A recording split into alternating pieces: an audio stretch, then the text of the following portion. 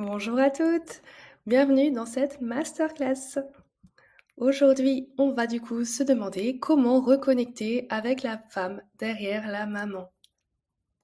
Avant de commencer, j'aimerais juste te donner des petites pistes de réflexion. Tu donnes tout à ta famille, hein, on est d'accord, mais à quel prix? J'aimerais d'abord que tu réfléchisses à quelle est du coup la vision de la maman parfaite selon toi. Finalement, qu'est-ce qui est caché derrière ce que tu fais tous les jours? À quoi tu essayes de correspondre? Quel est le modèle de réussite que tu veux, à qui tu veux ressembler? Ça peut aussi être par rapport aux valeurs qu'on t'a inculquées, par rapport à l'éducation que tu as reçue. Mais je te propose de réfléchir du coup, selon toi, qu'est-ce qu'une maman parfaite?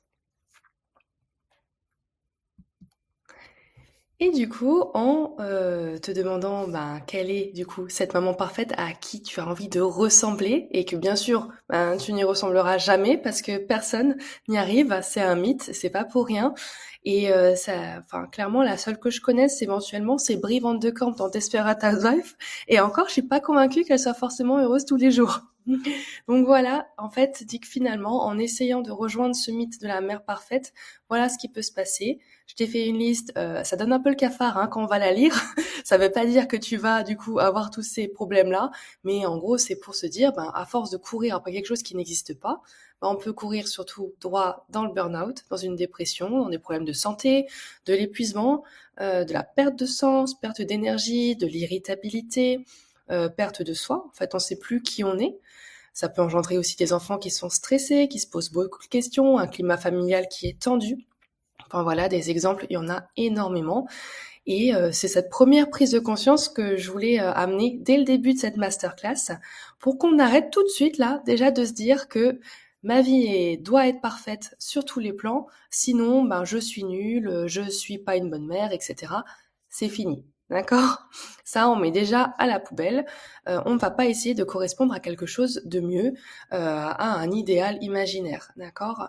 Que ça soit dans cette masterclass, dans mes programmes ou dans mes accompagnements, la seule chose à laquelle tu dois correspondre, c'est toi-même. C'est tout. Et ça s'arrête là.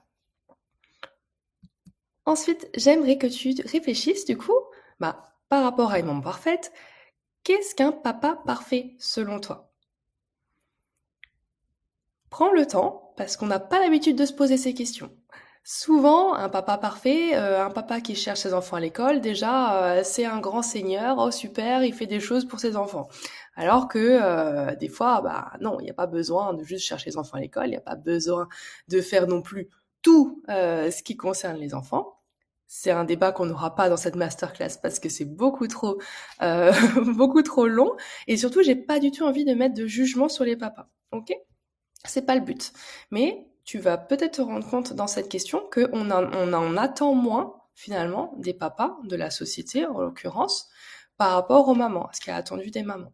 Et c'est cette deuxième prise de conscience-là que tu peux avoir en te disant, voilà, je me mets peut-être la pression toute seule de vouloir être parfaite, de correspondre à un idéal, alors que finalement mon conjoint ou mon mari ne se met pas autant de pression et pourtant je le considère quand même comme un papa parfait. Je considère quand même qu'il est présent, qu'il est là, que c'est un bon père, etc. Et lui ne se met pas cette pression-là d'être sans doute le meilleur du monde, quoi. Après, bien sûr, ce que je dis là, c'est dans les grandes lignes. J'ai pas envie d'en faire une généralité, mais c'est pour que tu voies un petit peu la différence et la nuance qu'il peut y avoir entre les deux. Donc finalement, la vraie question qu'on a à se poser, c'est qu'est-ce que tu aimerais transmettre à tes enfants? Qu'est-ce qui est important qu'ils retiennent d'eux, de leur enfance, de la famille, des valeurs que tu veux transmettre et surtout du rôle de mère, hein. Surtout si tu as une fille, quelle maman tu voudrais qu'elle soit à son tour plus tard? Quel exemple tu veux lui donner aujourd'hui? Est-ce que tu as envie qu'elle te voie en train de courir partout, être complètement irritable, sur les nerfs toute la journée, de pas avoir assez de temps de qualité de disponible parce que tu es dans l'intendance toute la journée? Ou est-ce qu'au contraire, tu aimerais plutôt qu'elle voit des moments de toi où tu es sereine, tu es bien, où elle te voit aussi ne pas forcément passer du temps avec eux, avec tes enfants, mais passer du temps pour tes propres projets, pour faire des choses qui te font du bien. C'est cette question-là que tu peux prendre du coup un petit moment pour réfléchir et te poser du coup les bonnes questions. Qu'est-ce que tu veux transmettre à tes enfants? Mon objectif dans cette masterclass et de manière générale dans mes accompagnements, c'est te montrer comment te remettre au centre de ta vie et te faire passer en priorité sans culpabiliser. Pourquoi? Parce que je suis sûre que tu peux mener une vie plus zen, plus alignée avec qui tu es, sans délaisser des enfants. Et au contraire, en fait, ça va te reconnecter avec ce qui compte vraiment, ce qui est important pour toi. Si tu es là dans cette masterclass, sans doute que tu me connais des réseaux et que tu me suis déjà et que sans doute certaines de mes valeurs doivent correspondre aux tiennes, à savoir la valeur de la famille, la maternité, l'amour, la communication, la bienveillance, l'empathie. Voilà, c'est des choses avec lesquelles il faut se reconnecter, être complètement en phase et mener des actions en ce sens pour que tu sois en fait simplement bien dans ta tête, bien dans tes baskets et quand tu te lèves le matin, tu sais pourquoi tu te lèves. Voilà un petit peu dans les grandes lignes ce que je peux te dire.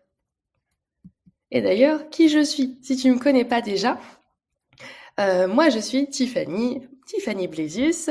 Je suis née en 92 à Strasbourg, donc je suis alsacienne. Et j'aimerais juste te présenter ma vie de façon très succincte, avec des points qui me semblent importants pour que tu comprennes mieux d'où je viens, ce que je fais là, et qui je suis finalement pour te dire tout ça. Donc une date marquante dans ma vie, c'était le 1er février 2015, c'est le jour où j'ai perdu ma maman brutalement. Donc ce jour-là, c'est pas non seulement la date du décès de ma maman, c'est aussi la date à partir de laquelle j'ai recueilli mon petit frère.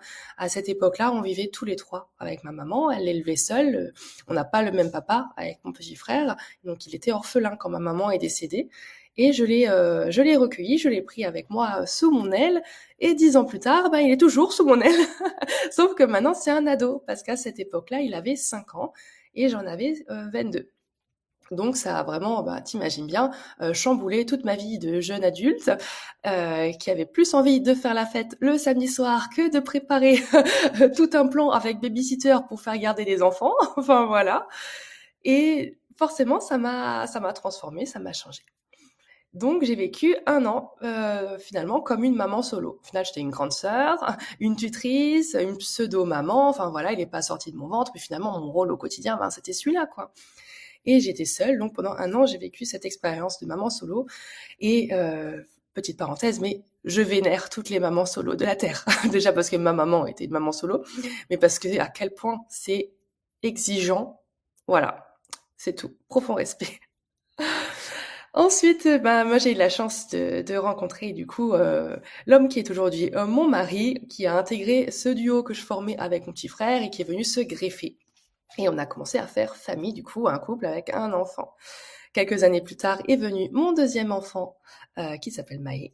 Ensuite, j'ai intégré l'entreprise de ma belle famille où je travaillais avec mon mari et ma belle famille. Donc je le mets là parce que j'ai eu beaucoup de postes avant, mais celui-là, c'était l'expérience la plus importante et celle qui m'a transformée parce que travailler en famille, clairement, ça n'a rien à voir avec travailler pour un patron lambda. Voilà, c'est autre chose, c'est une autre charge. Il n'y a pas de différence entre la vie pro et la vie perso, ou en tout cas, j'ai pas réussi à mettre les limites quand il fallait. Bref, on en reviendra plus tard. Quelques années après, j'ai eu ma fille. Donc, c'est des enfants rapprochés, ils ont 1 an et demi d'écart, ma fille Amy. Et en 2023, ce qui devait arriver, il est arrivé. J'aurais bien aimé l'éviter, mais j'ai pas réussi. J'ai fait un burn-out. Voilà, donc c'est finalement le résultat de 8 années de surcharge mentale, d'un deuil que j'ai jamais eu le temps de faire finalement de ma maman, une charge de travail au boulot juste démentielle, 3 enfants à charge et une vie de femme que j'ai complètement délaissée. Voilà ce qui m'a menée au burn-out. Mais je l'ai vu venir quand même un petit peu, sans qu'on se dise ça va arriver, mais tu vois ce que je veux dire. Tu sais, quand t'es en surcharge, quand t'es surmené, que t'en peux plus, t'as la tête sous l'eau et que en fait le soir t'as juste envie que tes enfants dorment et te coucher parce que t'as plus l'énergie pour faire autre chose. C'était moi. Donc j'ai quand même essayé de mettre en place des choses pour éviter qu'un jour mon cerveau clairement il explose. Qu'est-ce que j'ai fait? J'ai essayé de m'auto-former. Donc, en gros, j'ai lu tout ce que je pouvais.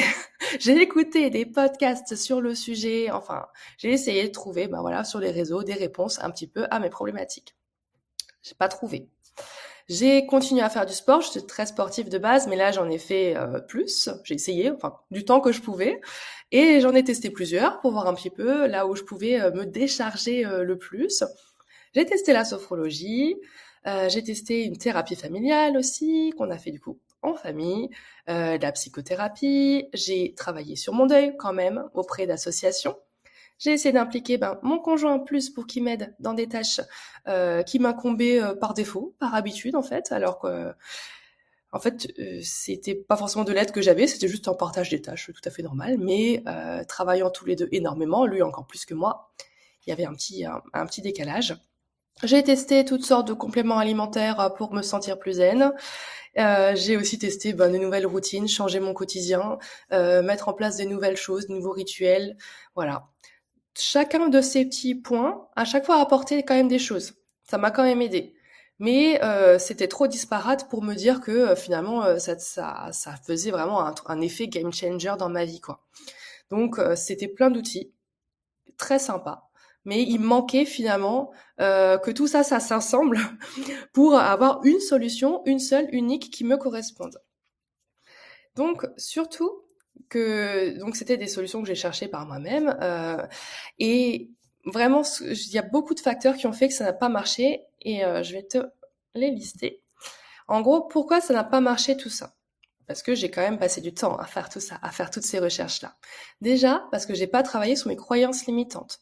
C'est-à-dire, je suis une maman, donc en gros, je ferai mon deuil tout à l'heure. Je m'occuperai de moi tout à l'heure. C'est d'abord mes enfants et après moi. Une autre croyance, c'est je manque de rien. J'ai un travail, un toit sur la tête, un bon salaire, donc j'ai pas le droit de me plaindre. Je me suis surtout pas écoutée. J'avais mon corps qui me parlait énormément, j'avais très mal au dos, j'avais des migraines, je pleurais. Mais bon, on se dit toujours, ça va passer. Aussi, j'ai pas travaillé sur la confiance en moi. J'avais toujours des phrases et des mantras du type j'en suis pas capable, je sais rien faire, ou j'ai pas de don particulier. Enfin, ça générait en moi du coup un mal-être et du coup des problèmes de communication parce qu'en fait je savais pas comment exprimer tout ce que je ressentais à l'intérieur.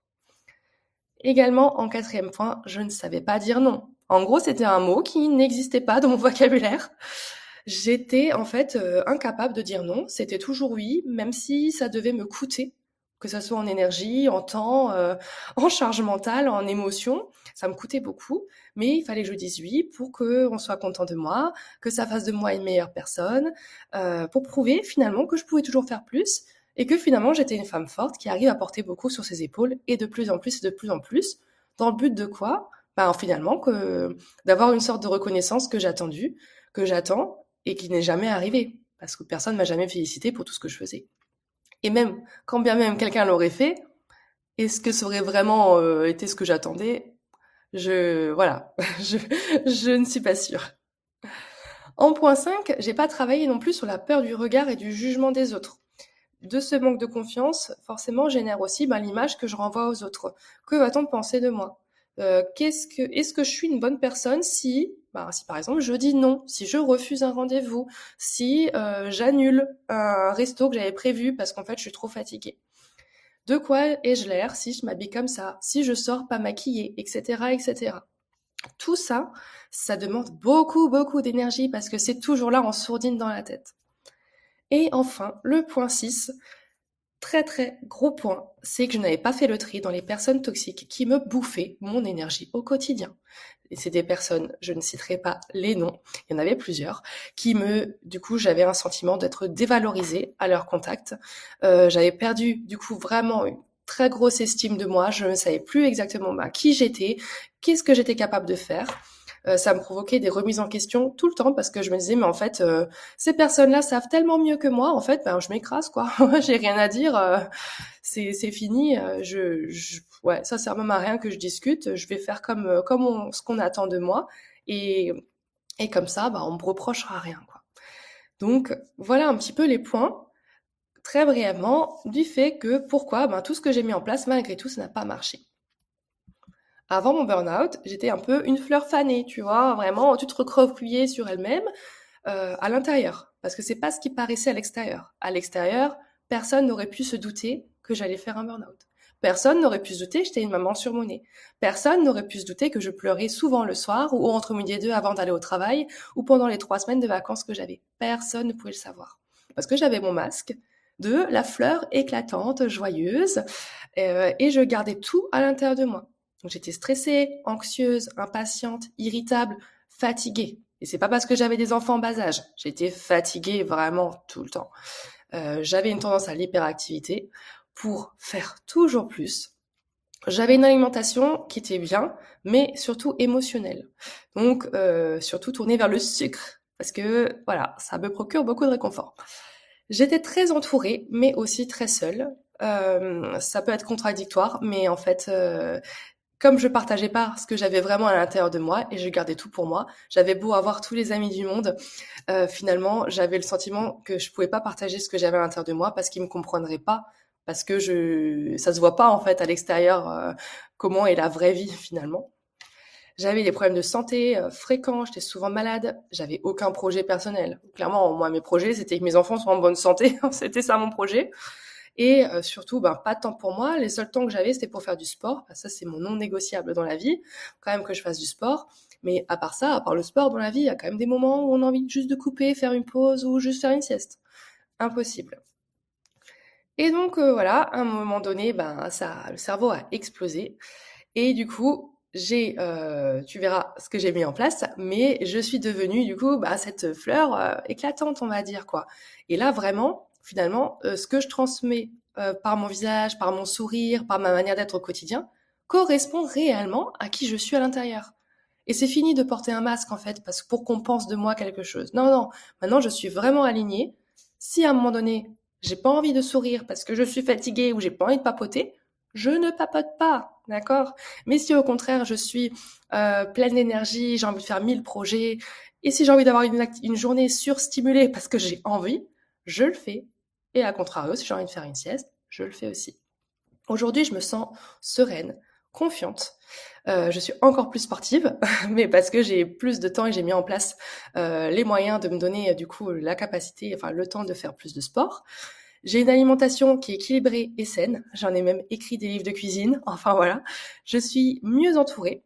J'ai vraiment un cercle de confiance autour de moi.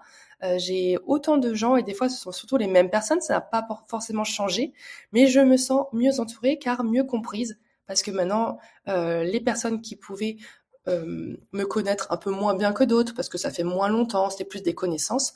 Maintenant tout le monde me connaît comme étant Tiffany, juste moi, avec mes problèmes, mes défauts, mes failles, mon parcours. Et voilà, il n'y a plus ces filtres-là. C'est OK, quoi. J'ai des actions qui sont alignées avec mes priorités parce que je sais ce que je veux, je sais ce que je veux faire, je sais ce que je peux faire et du coup, je mets des actions en place pour que ça fonctionne. Les choix sont guidés par mes valeurs parce que je les connais. Avant, je ne savais même pas ce que c'était une valeur. J'ai des projets personnels dans la tête à foison. Je sais pas si j'ai eu une vie pour faire tout ce que j'ai envie de faire, mais c'est pas grave. Au moins, je les ai en tête et ça me motive, ça donne du sens. J'ai du temps pour moi à volonté, ou presque, parce que j'ai toujours 3 enfants et je travaille toujours, d'accord. Mais en tout cas, j'ai le sentiment que si j'ai besoin de prendre du temps pour moi, je peux le prendre. Et tout ça avec zéro culpabilité, d'accord. Tout ça, c'est pas un avant-après magique, hein. Il y a du travail derrière, hein. Mais c'est aussi pour te montrer en fait que c'est possible et que on n'a pas besoin d'aller tous les jours super bien comme ce que je viens de te décrire. Il y a des jours où ça va moins bien, il y a des périodes qui sont plus difficiles, c'est ok, d'accord. Mais c'est pas une fatalité. On sait que la pente va remonter, la roue elle va tourner, et je sais que j'ai toutes les cartes entre mes mains, j'ai tous les outils pour remonter la pente si à un moment donné je vais retomber. Et je sais aussi me rendre compte si je suis en train de retomber. Voilà la différence. Donc ce que j'ai fait concrètement en 2024, du coup j'ai quitté mon CDI.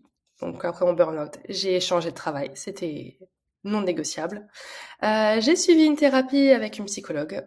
Je me suis formée à la psychologie positive pour sortir définitivement du burn-out. Ça m'a aidé à aller encore plus loin, encore mieux, avec des outils, mais je recommande à tout le monde. Et surtout, je suis devenue sophrologue pour enfin faire le métier dont je rêve. Un métier qui m'anime, un métier qui me plaît et qui donne du sens à mes journées. Voilà. Et j'ai aussi réalisé un de mes rêves, écrire des livres, comme je te le disais tout à l'heure. Et tout ça, ça fait que j'ai fait un parcours, donc j'avais déjà gardé toutes les clés que j'avais fait en auto-formation, en thérapie, j'avais déjà testé la sophrologie avant. Voilà, j'avais gardé, mais j'ai en gros parfait tout ça pour que ça me corresponde et que ça donne du sens finalement à mes journées et que je puisse mener finalement la vie que j'ai envie de mener et pas la subir tous les jours. Finalement, c'était ça le pire. Donc à la fin de cette masterclass, je veux que tu puisses te dire que tu es une femme avant d'être une maman et que tu as le droit de t'épanouir autrement qu'en étant mère. Tu as du temps à consacrer aux activités qui te font plaisir à toi, sans culpabiliser. Tu vas te connaître tes priorités, tu vas savoir où mettre ton énergie pour que ta vie elle soit plus zen. Et tu vas te dire, je suis imparfaite, c'est pas grave, ça m'empêche pas d'être heureuse. Imagine une vie où t'as pas besoin d'être parfaite pour être une excellente maman, où t'as pas à tout gérer seule pour que tout fonctionne. Tu peux poser des limites et dire non sans culpabiliser. Tout ça pour que tes enfants grandissent dans un environnement sain, serein, aimant, que tu te sentes respecté, aligné, peu importe le regard des autres, et que ta maison fonctionne avec fluidité, même si tu n'es pas en mode superwoman H24. Ce serait chouette, non? Aujourd'hui, je vais te parler, du coup, dans cette masterclass, des pièges qui t'empêchent de t'épanouir en tant que femme et t'enferment dans le rôle de la maman surmenée. Je te proposerai ensuite 3 stratégies simples qui changent tout pour mieux gérer ton quotidien et enfin souffler. Et enfin, je te parlerai de ma méthode reconnecter. Donc c'est le programme pour t'aider à te reconnecter à la femme derrière la maman. Si cette partie t'intéresse pas, t'es pas obligé de la regarder. Voilà. En tous les cas, les 2 premières parties pourront déjà te donner des clés à utiliser tout de suite au quotidien. Donc première partie, les pièges qui t'empêchent de t'épanouir en tant que femme. Piège numéro 1, ta charge mentale imaginaire. J'aimerais que tu te poses vraiment la question. Vraiment, tu te poses, tu prends une feuille s'il faut, de quoi est composée ta charge mentale. Liste toutes les tâches que tu fais quotidiennement, même les plus insignifiantes. Et demande-toi à chaque fois, parmi ces tâches que tu auras listées, lesquelles sont essentielles, tu peux pas faire autrement. Inutiles, ok, peut-être que tu aimes les faire, ces tâches inutiles, mais elles sont pas à mettre dans le top numéro 1 des priorités, tu vois. Et il y a d'autres tâches qui sont délégables. Vraiment, c'est le genre de tâches, tu prends pas de plaisir particulier, quelqu'un pourrait le faire mieux que toi, ou pareil que toi, et ça te déchargerait. Voilà un petit peu les 3 catégories où tu vas lister du coup ces tâches. Et dans les tâches du coup inutiles que tu as listées, calcule combien de temps elles te prennent par semaine. D'accord? Finalement, les petites tâches pourries que tu fais un petit peu tout le temps, qui t'apportent pas beaucoup de plaisir et que tu fais plus par automatisme, par habitude, fais le ratio et vois-le par semaine. Tu verras, ça change tout que par jour. Et enfin, parmi les tâches essentielles que tu as listées, donc celles vraiment, t'es obligé, tu vois, t'es obligé de faire à manger, t'es obligé d'emmener tes enfants à l'école, t'es obligé d'aller travailler, voilà, t'as pas le choix. Y en a-t-il que tu peux réduire en temps ou que tu peux déléguer, d'accord? Il y a peut-être, par exemple, le temps de préparation des repas. Est-ce que tu as besoin toujours de passer une demi-heure en cuisine avant de manger? Est-ce que tu peux pas des soirs dans la semaine faire un truc rapide qui te prend 5 minutes à préparer? Voilà, c'est un exemple, hein. Mais du coup, calcule aussi le temps que tu pourrais gagner dans une semaine en faisant du coup moins bien des fois, c'est pas grave. Voilà, tu arrêtes d'en chercher la perfection tout le temps, en changeant un petit peu de mode de fonctionnement ou carrément en déléguant la tâche. Donc, mise en action concrète, quelle tâche vas-tu déléguer dès demain ou abandonner l'idée de la perfection?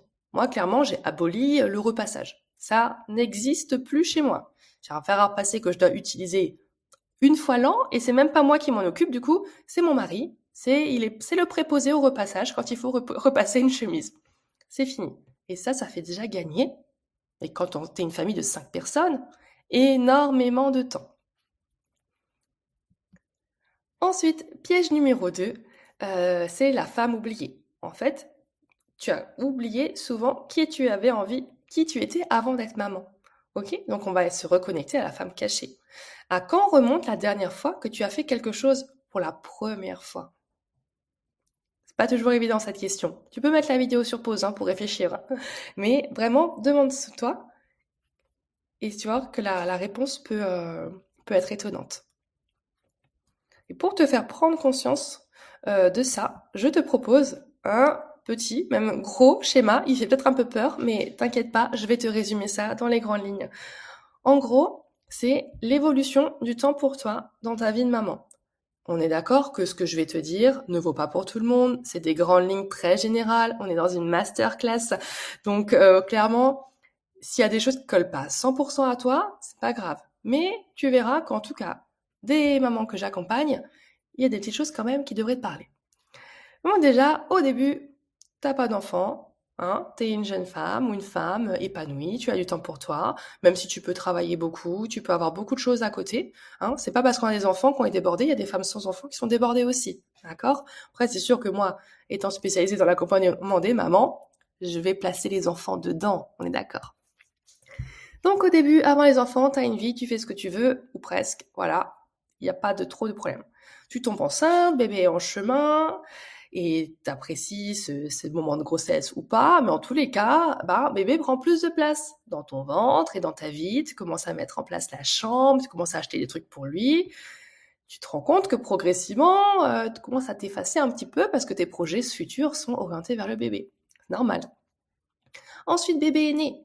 Tes journées là, le temps pour toi, on est bien d'accord, il n'existe plus, hein. Là, s'occuper d'un nouveau-né, il manquerait plus que t'aies des jumeaux ou des triplés, là, c'est sûr que tes journées, elles sont focus sur ton bébé et tout tourne autour finalement de son rythme au début et faut s'adapter. Donc ça, c'est normal. Finalement, c'est une période de la vie qui est courte, mais on sait qu'elle existe. Elle est là. Tes journées tournent autour de bébé, tu dors peu, t'as pris du poids pendant ta grossesse, t'as pas encore tout perdu, tu te sens peut-être pas très bien dans ta peau pour l'instant, voilà, t'es fatigué, donc t'as pas encore repris le sport, t'es dans une période de transition. Donc celle-là, on va dire qu'elle est finalement, elle est saine parce que c'est la construction et c'est le lien que tu es en train de faire avec ton bébé. Ok. Ensuite, bébé a grandi, peut-être qu'il rentre à l'école, t'es dans une routine. Métro, boulot, dodo, on la connaît, tu cours partout, mais t'es habitué parce que ça fait plusieurs années que t'as bébé, que t'es maman, voilà. Il n'y a plus rien de nouveau, c'est comme ça. En revanche, si t'arrives de culpabiliser de ne pas profiter autant de ton ou tes enfants que tu voudrais, tu te rends compte que le temps passe vite. Voilà, les enfants rentrent déjà à l'école, c'est la première rentrée, c'est l'entrée au CP, etc. Et tu regrettes de ne pas être la maman parfaite de tes rêves. Si t'as encore ce mythe de la maman parfaite, tu te rappelles, on l'a vu au début, dans la tête. Bébé a bien grandi. Non, il a 10 ans, et presque un pré-ado. Et tu repousses tes rêves à quand les enfants seront grands. On le connaît ça. Oh, je ferai ça plus tard. Ah, j'ai envie de faire ce truc, mais je le ferai plus tard. Et malgré tout, tu repousses, et tu vois le temps défiler encore plus vite qu'avant. Ton enfant est bientôt un ado, et tu réalises que les plus belles années, en fait, elles sont peut-être déjà passées. Elles sont peut-être déjà derrière toi. Et enfin, bébé, il est grand, bébé est un adulte, il a quitté la maison, ton enfant a quitté le nid. Là, clairement, tu as le temps de réaliser tous tes projets si tu as envie. Sauf que tu ne sais pas comment vivre autrement qu'à travers ton rôle de mère. Parce que ça fait peut-être 20 ans, 25 ans que finalement tu t'es mise en arrière-plan, en retrait, que tu as fait passer tes enfants devant et que tu t'es perdu derrière. Donc, c'est sûr que là, le scénario que je te propose, c'est pas le plus joyeux, on est d'accord, c'est pas une fatalité pour autant. Mais c'est pour te montrer qu'en fait, il y a finalement des excuses qui, pour moi, ne vont pas. Je vais te montrer. Pourquoi attendre que les enfants soient grands pour prendre du temps pour toi? Excuse numéro un, j'ai pas le temps. On l'a vu juste avant, on peut se trouver du temps. Pas l'énergie? Oui, forcément, il y a des moments où selon l'âge des enfants, eh ben oui, c'est sûr qu'on dort pas bien, mais c'est pas forcément tout le temps. L'énergie, ça se retrouve. Pas la motivation.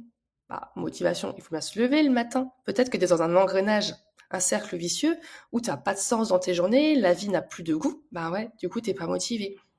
Est-ce que t'es pas capable? Peut-être qu'il y a de la confiance en toi à retravailler, une estime de toi à regagner. Est-ce par culpabilité? Parce que tu as peur que quand tu prends du temps pour toi, tu vas en quelque sorte en voler à tes enfants? Alors qu'on l'a vu tout à l'heure, le temps pour toi, tu vas pas prendre plus de temps pour toi en grignotant le temps pour tes enfants, mais en grignotant sur l'intendance de la maison, sur les tâches que tu fais au quotidien qui sont des fois pas nécessaires, inutiles, qu'on peut déléguer. Est-ce que tu as peur du changement? Ça aussi, des fois, ça fait peur. Mais regarde là d'où tu pars. Est-ce que ça peut réellement être pire si tu mets en place des autres choses?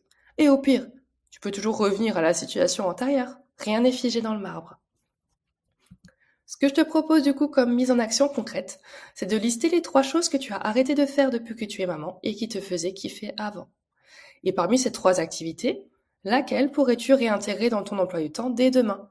Même si c'est une petite chose. Même si ça prend pas beaucoup de temps. Un petit truc qui te fait kiffer.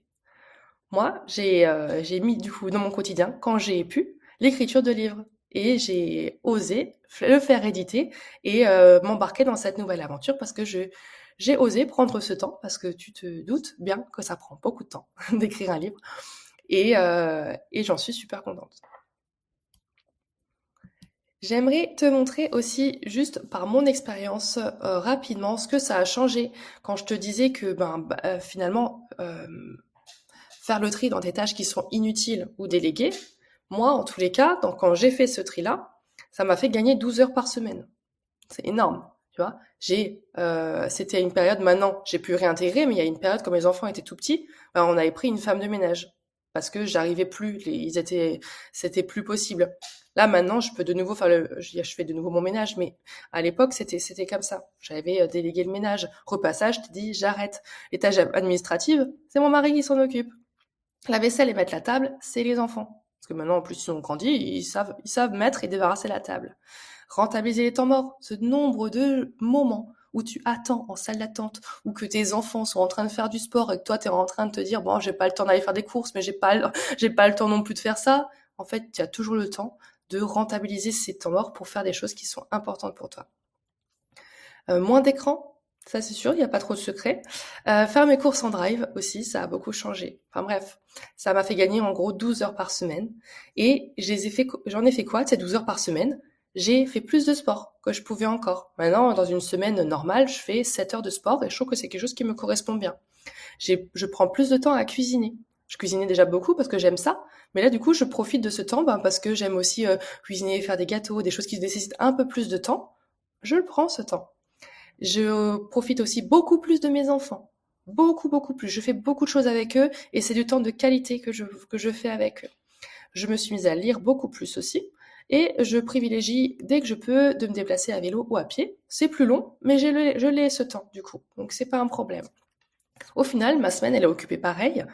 Tout est pareil, mais une grande différence, c'est que j'ai plus d'énergie, je suis plus concentrée, plus présente pour moi, pour mes enfants, pour ma famille. Je suis plus motivée, j'ai pris du recul, j'ai plus confiance, donne du sens à mes journées, à ma vie, à mes projets. J'ai moins de stress, je suis moins irritable, je suis moins fatiguée. Donc ça change tout d'avoir pris ce temps pour faire des choses qui me plaisent, pour passer plus de temps avec mes enfants dans des moments de qualité, pour faire du sport, cuisiner, on l'a vu, et plutôt que de faire juste de l'intendance, du ménage, du repassage, des tâches administratives, répondre à des courriers, vider le lave-vaisselle. Enfin, voilà, c'est des choses que ma valeur ajoutée, elle est pas là-dedans.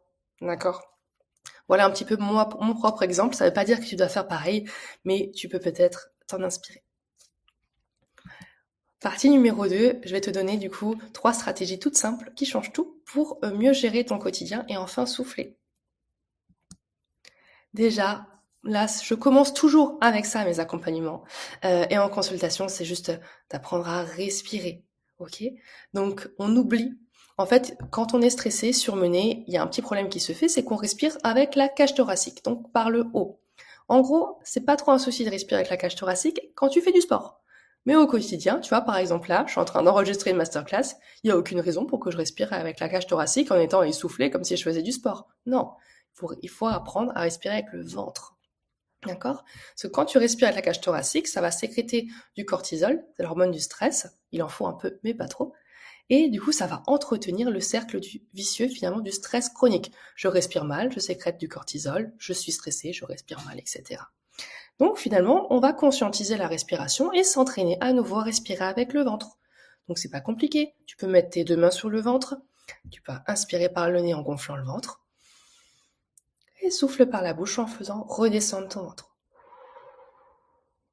Tu vas t'entraîner à faire plusieurs cycles de respiration comme ça, plusieurs fois par jour, dès que tu peux, s'il faut, pour remettre de la conscience dans ta respiration et du coup enrayer ce cercle vicieux d'une mauvaise respiration qui va te générer plus de stress. Clairement, c'est la base de la base. Et c'est sûr que quand ça fait des années que tu respires pas bien ou que ta respiration elle est bloquée tout là-haut, ça va pas se faire forcément du jour au lendemain.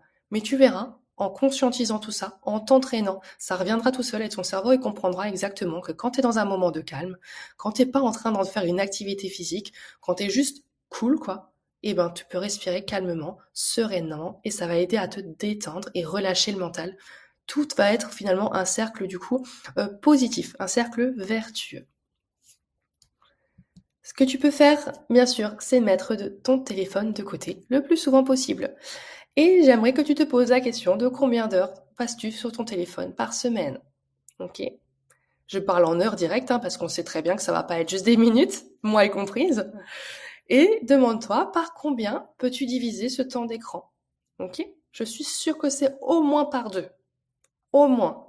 Et pour t'aider, il y a 3 petites astuces.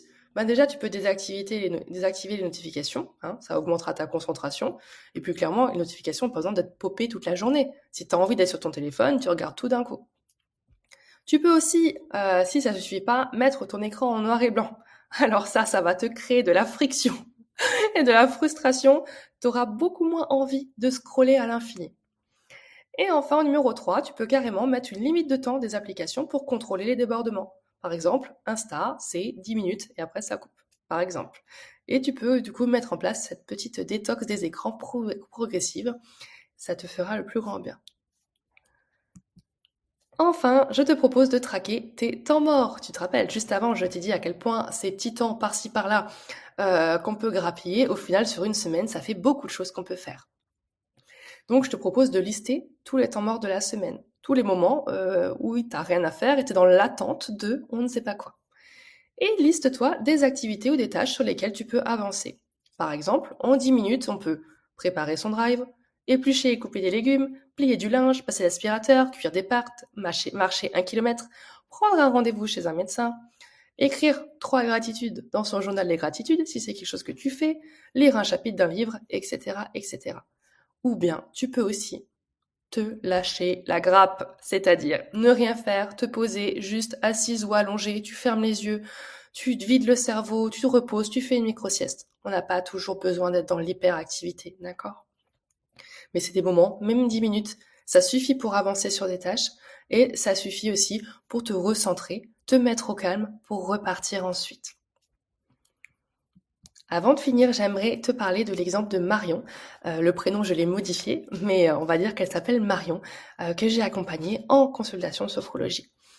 Marion, c'était peut-être la maman comme toi qui donnait tout à tout le monde, tout le temps. Marion a 3 enfants, dont des jumeaux, une vie professionnelle active, elle est dans le partage, elle est dans la passion et elle a fait de ça son métier, elle est chef cuisinière. Et elle est mariée à un entrepreneur qui travaille aussi beaucoup. Tous les deux sont passionnés par leur métier. Ils ont 3 enfants.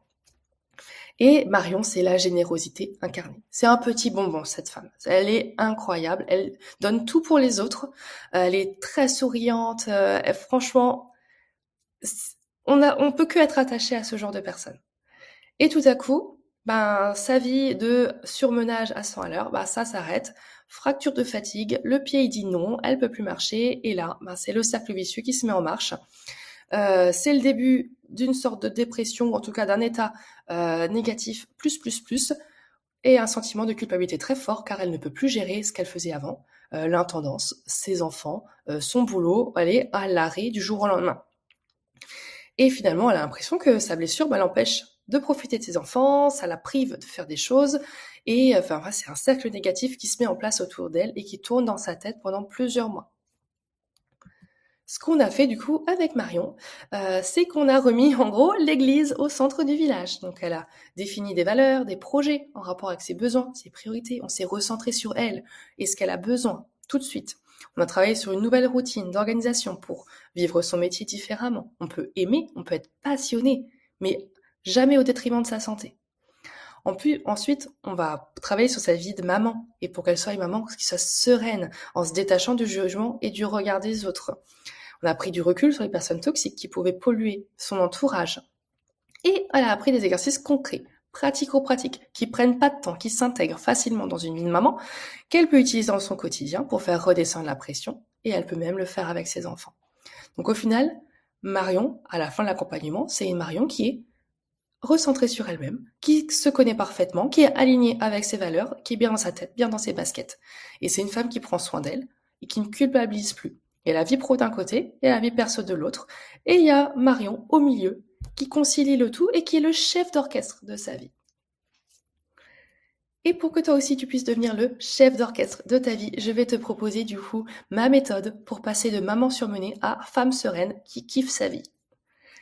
C'est pour ça que j'ai créé le programme Reconnecter. C'est un programme 100% en ligne que tu fais en autonomie. C'est le programme des mamans surmenées qui veulent retrouver le calme intérieur, reprendre confiance en elles et savourer leur quotidien.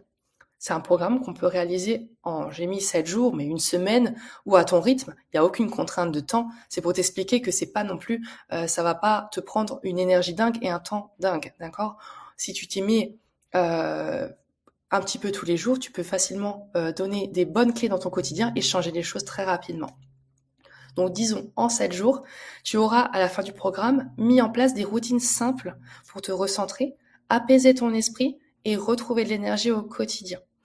Et ce programme, je l'ai fondé du coup sur des fondements sérieux et qui correspondent à ce que j'ai appris, c'est-à-dire la sophrologie, avec forcément les bases de la sophrologie, des exercices de respiration, des relaxations audio, pour avoir déjà un mental qui soit pleinement dans le présent. Toutes les bases et toutes les infos en psychologie positive qui m'ont tellement aidé moi quand je suis sortie du burn-out. Là, on va voir tous les pans de la psychologie positive. En gros, on va voir ta vie, ta confiance en toi, tes personnes ressources autour de toi, les personnes toxiques, les forces qui font de toi que t'as l'énergie à mettre aux bons endroits, tes valeurs, etc. C'est des choses qu'on travaille dans le programme. Je te propose aussi des ateliers d'introspection très puissants pour activer tes leviers du bonheur, retrouver la confiance en toi. C'est vraiment ça qui va te permettre du coup de passer un cap, de débloquer du coup mentalement des barrières en fait qui étaient pour toi infranchissables et que au final tu verras c'est tout à fait à ta portée. En tout, c'est près de 30 outils que je te mets à disposition dans ce programme Reconnecté. Donc si tu te dis j'ai tout pour être heureuse mais je me sens perdue, ou je suis là pour tout le monde mais plus du tout pour moi, ou encore j'ai plus d'énergie, j'ai plus de recul sur ma vie, j'ai plus de place pour moi, et ben clairement c'est pour toi. Donc concrètement ça donne quoi? En vrai c'est un espace Notion. Donc si tu connais pas Notion c'est pas grave, c'est un espace en ligne du coup que tu auras à vie. Donc ce sera pour toujours. Tu retrouveras l'ensemble des outils, tout sera dessus, il y aura des outils à télécharger, il y aura des vidéos à regarder, il y aura des ateliers, tu pourras les réaliser directement sur l'espace en écrivant directement dessus et pouvoir compléter, y revenir, sauvegarder, etc. autant de fois que tu veux. Et ça, c'est pour toute ta vie. Une fois que c'est à toi, une fois que je te l'ai donné, il reste à toi. Et j'ai du coup scindé cet espace, donc le programme Reconnecté, en 4 modules. Il y a un premier module que j'ai appelé état des lieux et introspection. Donc là, on va voir un petit peu ce qui se passe au quotidien pour déceler du coup les premiers blocages qu'il pourrait y avoir, ce sur quoi il faut travailler en priorité, et te reconnecter déjà un petit peu à toi et ta vie de tous les jours. Ensuite, il y a un deuxième module qui s'appelle apaiser et alléger. Là, on va détendre ton corps, calmer ton mental, on va te relaxer complètement pour que tu puisses y voir plus clair, parce que quand tu as un brouillard comme ça là-haut, tu peux pas avancer. Donc une fois que le brouillard mental est passé et que tu es déjà dans un état beaucoup plus cool qu'avant, tu vas pouvoir travailler sur le module 3 qui s'appelle se reconnecter et prendre sa place. Donc c'est là du coup qu'on va parfaire finalement l'état que tu veux. Finalement, c'est pas te transformer, ce sera toujours toi, mais qu'est-ce que tu peux faire de mieux? Donc ce que tu peux faire de mieux, c'est reprendre confiance en toutes tes capacités, mettre en place des projets, améliorer finalement certaines organisations dans ton quotidien. Peut-être que tu peux aussi arriver à dire non plus facilement pour te garder cet espace pour toi et surtout ne plus culpabiliser, que tu sois juste complètement raccord avec toi, avec ce que tu as envie, avec tes valeurs, avec tes priorités et que tu puisses prendre ta place, que tu aies ta pleine place en tant que femme, en tant que maman dans ta famille, en tant que copine, amie, voilà, c'est vraiment ce sentiment d'alignement et d'être complètement zen et sereine. Et enfin, le module 4, c'est pour mettre en place dans le quotidien, parce que le but, c'est pas te donner des outils, te balancer 30 outils comme ça, et qu'en fait, en 15 jours, c'est fini. Non, c'est que le but, ça dure dans le temps, et que ça puisse te servir toute la vie, que tu puisses y revenir quand tu veux, mais surtout que, en fait, qu'à la fin, tu te dises, ah, mais comment je faisais avant, en fait. Donc, tu auras des nouvelles routines pour le matin, pour le soir, tu auras des tableaux de suivi pour t'aider à voir un petit peu ce qui marche pas, comment tu te sens d'un point de vue physique, d'un point de vue émotionnel, d'un point de vue mental. Tout ça, c'est créé exprès pour t'aider du coup à y aller progressivement, étape par étape. Le but, c'est pas de tout transformer d'un coup, c'est de mettre des petits outils au quotidien, l'un après l'autre, les intercaler dès que c'est bon pour toi. Et l'accumulation de petites choses, finalement, donnera quelque chose de plus grand. Et c'est ça un petit peu l'outil, c'est le programme. Il y a plein de petites marches pour faire après un grand escalier pour escalader une montagne, quoi. Et c'est très bien organisé pour que ça te semble pas justement être «Oh, j'ai tout ça à faire, l'horreur, j'ai pas le temps, comment c'est possible?» Non, pas du tout. C'est bien amené pour que justement ça ne te procure aucune charge mentale en plus, parce que c'est pas du tout le but. Donc, clairement, tous les outils que je t'ai dit, c'est presque 30 outils. En gros, ils sont là. Tu pourras mettre la masterclass sur pause si tu veux les lire, ou tu retrouveras aussi tout ça dans la page de vente dont je te donnerai le lien tout à l'heure. Mais en gros, du coup, tu as des ateliers d'introspection. Ah, je l'ai pas dit, mais tu as aussi un carnet, ce que j'ai appelé le carnet self-care, qui fait 130 pages numériques que tu peux imprimer si tu veux, ou en imprimer certaines parties. Ça, c'est vraiment un gros point. Je me demande pourquoi j'ai pas pensé à le dire avant. Mais en tout cas, c'est vraiment un carnet qui est très puissant pour se reconnecter à la femme que tu es. Tu auras des méditations audio, tu auras des exercices de respiration, tu auras des guides introspectifs pour t'aider à aller plus loin. Également des listes d'affirmations positives. Tu pourras créer aussi tes propres mantras, tes bonnes choses qui te font du bien. Tu auras des routines, comme je t'ai dit, et des outils de suivi pour que ça se mette en place progressivement dans ta vie de famille, dans ta vie quotidienne, tout en douceur, et que ça puisse s'intégrer, et que au final après ce soit simplement juste de nouvelles habitudes saines qui ont toutes le même but, c'est de te reconnecter à toi-même, apaiser ton esprit, recréer de l'espace mental et sortir complètement de ce brouillard et de cette surcharge tous les jours.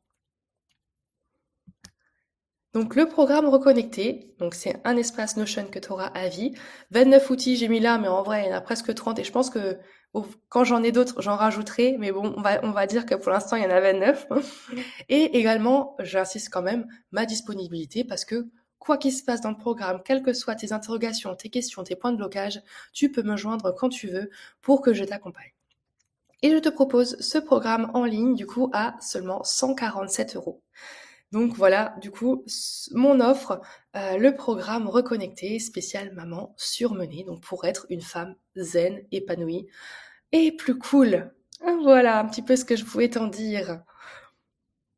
Imagine si à la fin du programme, tu te lèves le matin sereine sur le contenu de ta journée, tu as trouvé un sens à tes journées, tu arrives à gérer facilement les imprévus, tu fais quotidiennement des activités qui te plaisent, tu profites pleinement de ton quotidien avec tes enfants, ton conjoint, tu es plus énergique, moins irritable, avec plus d'entrain, tu prépares des nouveaux projets, tu prends chaque jour du temps pour toi, tu as le sourire et une vraie motivation, hein, pas le masque dont je t'ai parlé tout à l'heure, mais que ça se sente vraiment. Que tu reflètes l'image d'une femme bien dans sa tête, dans son corps, confiante, épanouie, détendue, et que surtout tu vois que tes enfants sont heureux d'avoir une maman pleinement investie dans son rôle de maman et qui est pleinement heureuse à son tour. Forcément que ça va déteindre sur l'environnement de la famille. Si tu as des questions, tu peux tout à fait réserver ton appel avec moi et bénéficier d'une session offerte de 30 minutes pour faire le point sur toi, pour papoter et répondre à toutes tes questions sur Reconnecter. Et sinon, tu peux directement découvrir le programme sur la page de vente que je vais te mettre là. Donc, c'est leclandesaudacieuses.fr/reconnecter. Tu le trouves aussi dans ma bio sur Insta. Enfin, normalement, tu pourras pas trop passer à côté. En tous les cas, je suis là, je suis dispo. N'hésite pas. Il n'y a pas de questions bêtes, d'accord? Donc, quoi qu'il se passe, écris-moi et je serai ravie de t'accompagner. Je te remercie en tout cas d'avoir regardé cette masterclass, d'être arrivé jusqu'au bout. Et que ce soit dans le programme Reconnecté ou pas, il n'y a aucun problème. Je serai ravie de te retrouver sur les réseaux pour continuer à échanger ensemble. Et sur ce, je te souhaite une très belle journée. Bye bye!